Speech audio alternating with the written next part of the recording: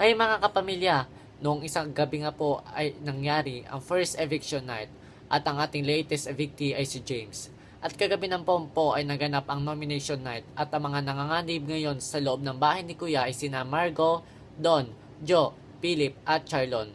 At katulad nga po sa PBB 737 teen housemates para maligtas ang sila ay nagpapagawa ng ligtas challenge si Kuya.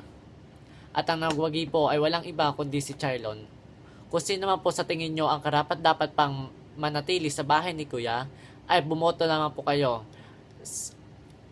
Text BB space name of housemates and send to 2366.